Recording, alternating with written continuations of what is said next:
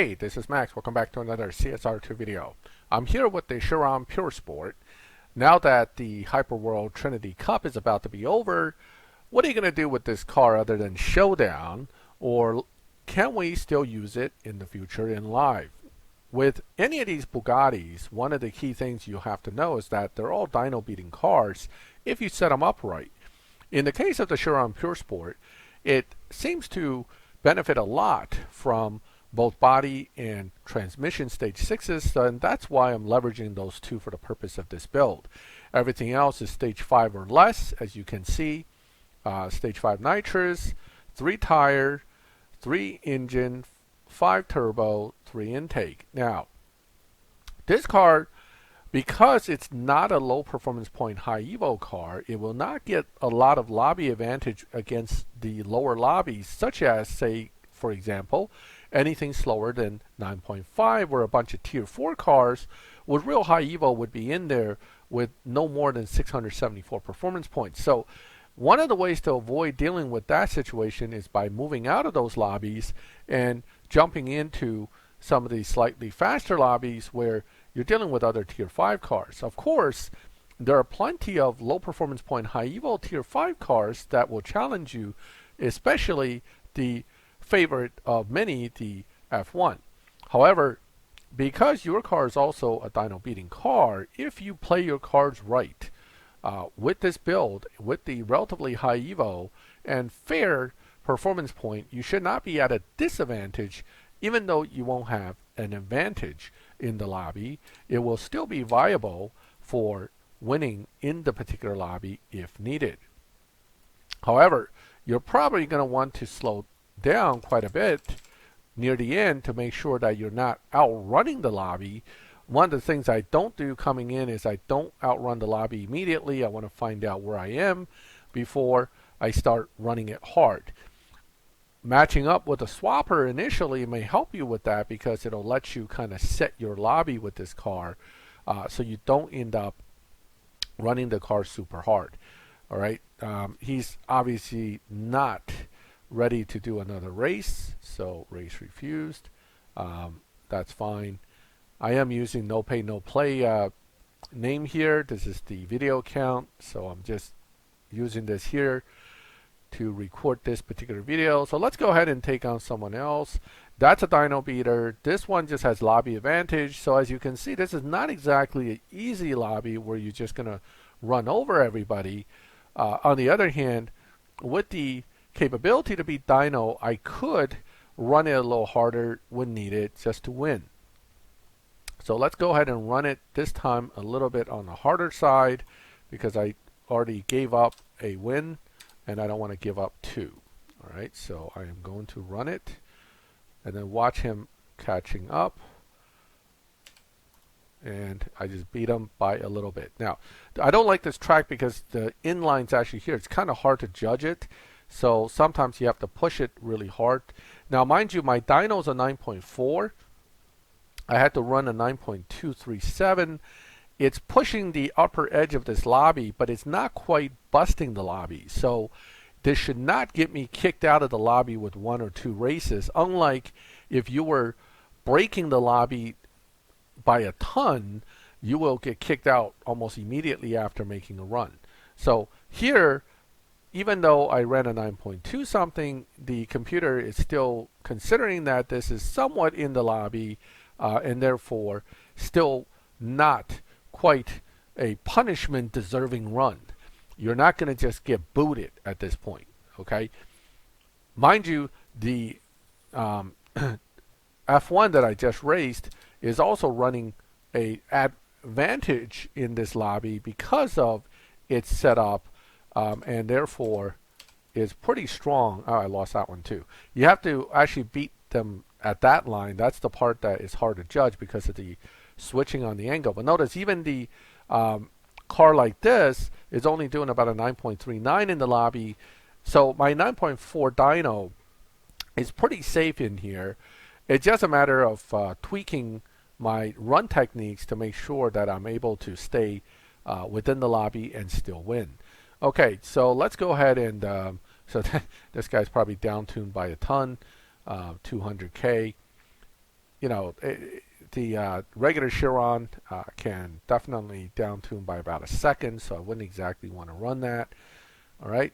Another natural dyno beater. This car will run about 2/10 to 3/10, up to 4/10 under dyno, although at this level of upgrade, probably closer to 2/10 rather than 4/10. Let's see if he blows by me at the end or not. Again, a little harder for me to judge the slowdown based on the way that car is, so I'm going to have to be a little more aggressive rather than conservative. Let's see what I did there. I probably ran too fast there. Oh, no, not too bad. 9.3 against a 9.5. So I'll take that win and, run with it. Again, my RP is very low because this account is not in a crew. It doesn't have all the percentage benefits from it. But this will make full RP of at least 1,300 without a wild card. So let's see who else we got here. Again, this is one of the setups that is easy to use for this level, and I actually would say that for most cars that don't have lobby advantage and is a tier 5, when you get to around this point in the lobbies, in the low 9s, you're pretty stable and pretty safe. 8s, 9s, you're pretty good. Once you get into fully max, it's a different story, but once you go into much slower lobby, it's also a different story. So you know what, let's see how badly down-tuned this is. I'm sure they're going to bet. I'll bet them. And let's just... Oh, no. I guess I can't connect. Oh, maybe it got booted from running too fast. Yeah, it didn't come back in. Probably got booted. Okay. Let's see. Let's go ahead and take on Matto. 707. Race refused. You know, it's not like... see, everybody in here with their F1s... the F1s are top dog in here, so I know that most of them are willing to try to take you on. That's a dyno buster, so we can always challenge that guy. He might be on a dyno buster too. Let's see if he'll play. Or it could just be connection issues on my end. Who knows? I'm just going to take one after the other. Race refused. Wow. I'm seriously facing all these people refusing to race. Unbelievable.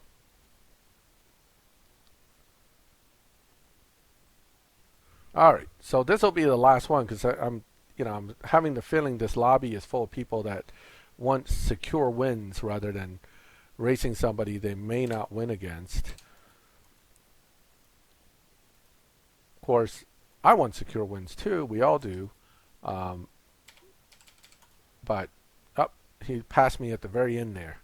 So again, that little line there with the angle change really kind of screws up the timing. But, a few thousandths. Okay, not too bad. But again, most of the cars in here are going to run between 9.2 to 9.4, putting you in a solid position as far as once you get better control of your car.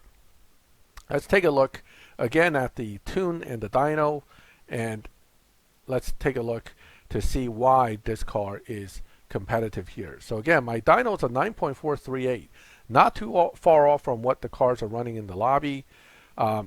However, if I really wanted to push this car, it'll run much faster. It'll run something around 8.7, 8.8, I would think, at least 5/10 under dyno. So the Pure Sport definitely is not a bad car.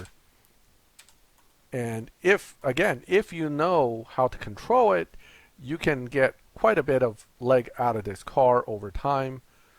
Okay, so 9.4, 8.8, 8.9 run, I think I did there.